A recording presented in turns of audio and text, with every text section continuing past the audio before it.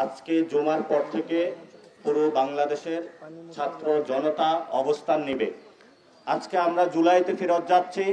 আমরা কোনো দল বুঝি না, আমরা বিএনপি বুঝি না, আমরা জামাত বুঝি না, আমরা এনসিপি বুঝি না।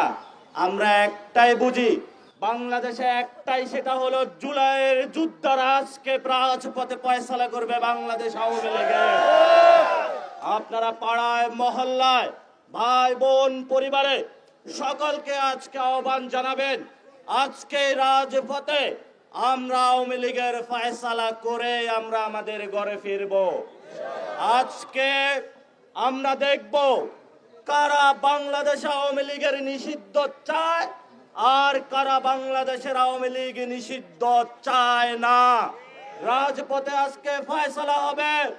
সকল দল যারা নেতা কর্মী রয়েছেন, আপনারা গত 15 বছরে যে ভিক্টিমাইজেশন হয়েছেন, গুম হয়েছেন, খুন হয়েছেন, কিন্তু আপনাদের যারা দলীয় লিডার ছিল সেই লিডারদেরকে আপনারা কোথাও পান নাই। আপনারা জনগণ, আপনারাই শক্তি, আপনারাই গুম হয়েছেন, আপনারাই খুন হয়েছেন।